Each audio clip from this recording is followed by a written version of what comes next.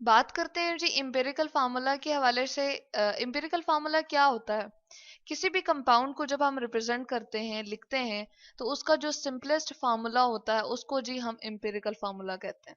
यानी कि एक ऐसा फार्मूला जिसके अंदर हम एलिमेंट्स को बताते हैं कि कौन कौन से एलिमेंट उसमें मौजूद हैं और उनके दरमियान एक सिंपल रेशो को हम क्या कहते हैं जी, एम्पिरिकल फार्मूला कहते हैं। तो हम यहाँ पर ये भी लिख सकते हैं कि ये हमारे पास क्या होता है, सिंपलेस्ट फार्मूला। यानी कि सादा तरीन अगर फार्मूला किसी का हम कहें तो वो क्या है, एम्पिरिकल फार्मूला।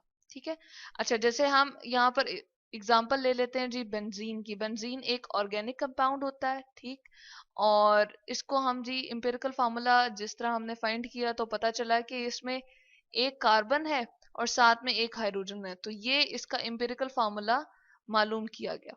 अच्छा, अब ये मैंने लिख तो दिया है CH, लेकिन इसमें क्या है कि एक्चुअल हमारे पास नंबर ऑफ एटम की तादाद नहीं पता। यानी कि कार्बन कितने होंगे, 2 होंगे, 3 होंगे, 4 होंगे, 5 कितने, और हाइड्रोजन कितने होंगे, इसके बारे में भी हमें मालूम नहीं। तो एक्चुअल के जो हमारे एलिमेंट्स होते हैं या एटम्स उस कंपाउंड में इन्वॉल्व होते हैं वो हमें मालूम नहीं होते। तो यहाँ पर हम ये कहते हैं कि जो हमारे पास एम्पिरिकल फार्मूला होगा वो सिर्फ और सिर्फ ये बताता है कि सिंपलेस्ट एक तो फॉर्म बताता है किसी भी हमारे पास कंपाउंड की, और दूसरी ये बताता है कि उनके दरमियान जो सिंपल रेशो है, यानी कि एलिमेंट्स या एटम जो है वो आपस में सिंपल किस रेशो के साथ हैं, किस निस्बत के साथ आपस में कंबाइन हुए हुए हैं। अच्छा, अब जैसे बेंजीन का हमने लिख लिया है कि एक कार्बन जो है वो एक हाइड्रोजन के साथ हमेशा अटैच हुआ हुआ होगा, तो ये हमारे पास क्या हो जाएगा, बेंजीन का एम्पिरिकल फार्मूला। अगर मैं यहाँ पर ऐसा करूं कि H2O लिख दूं, तो अब क्या है, वाटर हमारे पास है, सही। अब इसमें ये क्या आपको नजर आ रहा है जी, 2 हाइड्रोजन है और एक ऑक्सीजन है, तो इसके दरमियान सिंपलेस्ट रेशो जो बन रही है वो क्या बन रही है, 2:1 बन रही है। और इससे ज्यादा मजीद ये सिंप्लीफाई नहीं हो सकता। यानी कि हम अगर इसको किसी टेबल से कैंसिल करने की कोशिश करें तो सिंप्लीफाई नहीं होगा। तो हम कहते हैं कि वाटर का एम्पिरिकल फार्मूला यही है जो हमने लिखा H2O। अब बेंजीन की जैसे ऊपर बात की थी, तो उनके दरमियान भी चले हम यहाँ पर रेशो लिख देते हैं। कार्बन और हाइड्रोजन की क्या सिंपलेस्ट रेशो बन रही है जी, 1:1, और इससे मजीद ये सिंप्लीफाई नहीं हो सकता। तो हम कहते हैं कि ये क्या बन गया जी, इसके एम्पिरिकल फार्मूला। अच्छा, इसको आप हमने किस तरह से एम्पिरिकल फार्मूला को मालूम कैसे किया था?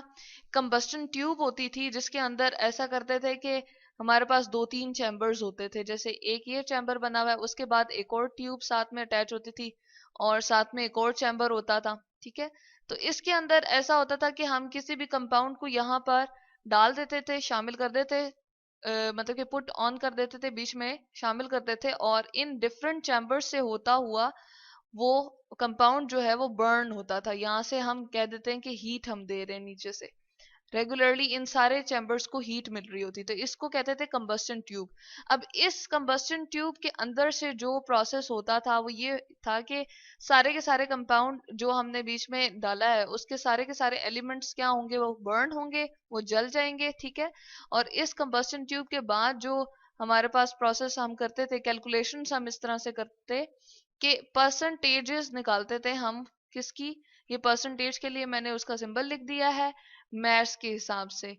और मैथ्स से फिर हम क्या निकालते थे, उनकी रेशोज ऑफ एलिमेंट्स निकाल लेते थे, या रेशोज ऑफ एटम्स निकाल लेते थे। यानी कि कितने एटम कितने दूसरे एटम्स के साथ इकट्ठे हुए हुए हैं। जैसे अगर बेंजीन का केस हम लेते थे तो उसमें कंबस्टन ट्यूब में यही पता चलेगा कि एक कार्बन जो है वो एक हाइड्रोजन के साथ जी कंबाइन हुआ है। जब ये सारा प्रोसेस हम करेंगे, अपने कंपाउंड को यहाँ पर बर्न करेंगे और फिर उसके बाद यहाँ पर जाएगा और बर्न होगा, और उसके ऊपर डिफरेंट रिएक्शंस हम करते थे, और इसके बाद जो है वो क्या मालूम करेंगे जी, परसेंटेज मास की पता चल जाती थी।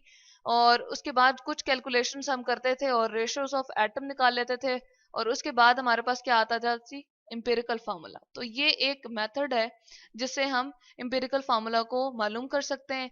और यहाँ से हमने देख लिया कि एम्पिरिकल फार्मूला होता क्या है। एक तो हम कहते हैं कि सिंपलेस्ट फार्मूला है, और सिंपल रेशो होती है जी किसकी, ये एटम्स की सिंपलेस्ट रेशो हो तो उसको हम कहते हैं, ये हमारे पास एम्पिरिकल फार्मूला।